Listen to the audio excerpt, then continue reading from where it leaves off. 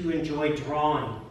She would buy pads of paper and pencils to keep me busy when we took trips to the Midwest or across the ocean. Recently, I made it a habit to send her sketches of my travels on 5x8 cards. And she always let me know the next time I saw her how she enjoyed my art.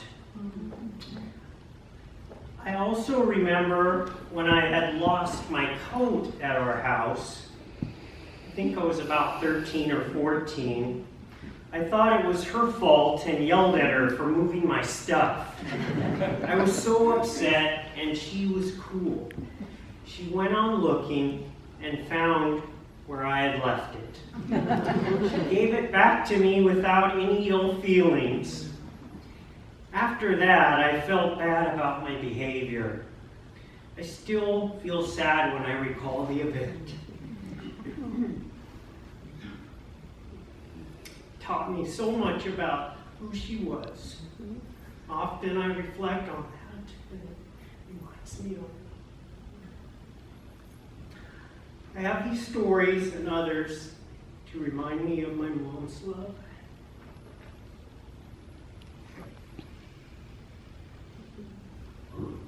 She demonstrated it to me and made me realize what love was.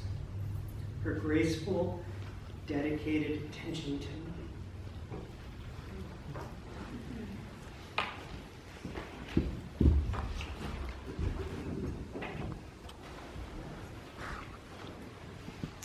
Hello, I'm Julianne. Thank you for coming today, Ruth's youngest daughter. And I also wanted to share a few memories when I think of my mom. But before I begin, I wanted to say that in the final years of Mom's life, my brother Grant and I have been so very blessed to have in our family a very talented and knowledgeable doctor in our sister Jennifer, who provided wonderful care for her as her personal physician and provided peace to us that she was comfortable and well attended and by someone so knowledgeable about her condition. Thank you, Jennifer. When I think about Mom as the youngest child, she made me feel important. One of my adolescent jobs around the house was to make the hollandaise sauce, as we called it, whenever we had a vegetable like asparagus or artichokes.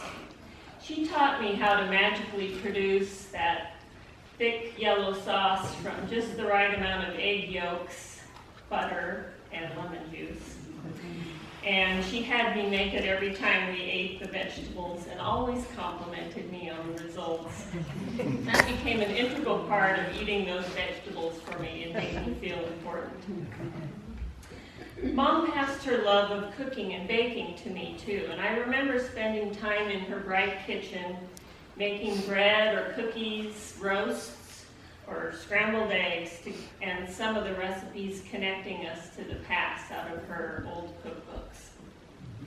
There was generally a correct way to go about these things with her, and she demonstrated that way, and I can see the positive results of doing something in a logical, correct way. I may have veered from that at times. She collected cookbooks and food magazines, looking for favorites for us to try. I loved to get one of her big hugs when I walked into the kitchen and she was making one of her famous hearty breakfasts in the morning. And my family and I still talk about some of those breakfasts, including the pickled fish that she taught us to eat. Mom was so involved in church and community projects, making food for countless events or clubs, participating in WMS or FCYF leadership, and encouraging us to be involved too.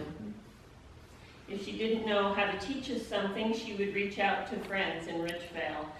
I remember her sending me to her friend Dorothy Lindahl to learn to crochet or knit, or to work with Betty Compton on sewing or with 4-H. And she encouraged me to get involved with community events and get to know the neighbors of the family neighbors and family, and she frequently went over how people were related and where they lived, and it seemed we had to go over that many times to get it straight. Mom was also liberal with me on musical projects. She provided me with piano lessons and encouragement as I practiced, seeming to enjoy the noise, even if it must have been nerve-wracking. Same thing with oboe practicing. She would remark about some part of the noise that was successful, and that made me feel important. I'm not going to bring up accordion practice. I remember both she and Dad saying how they wished they had practiced more as youths, and that really encouraged me to try to stick with practicing, especially when it was difficult. I'll miss my mom and all the big hugs that she loved to share with us.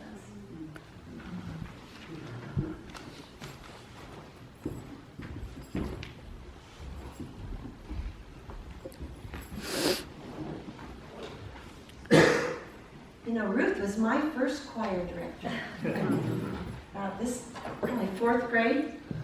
We had little tan junior choir half robes, little maroon bows to match the adult choir maroon choir robes, and she taught us how to sing from the music, "Winds Through the Olive Trees, Soft and Blow." And then, Jennifer, you probably remember this too. At least once a month on the Saturday afternoons, our moms would get together with Irene High and they'd practice their trio to be sung the next day. It was always perfect the first time, but they always practiced probably a good hour and had a nice visit. And that's probably when I discovered you have more than one part to sing. You can sing your choice.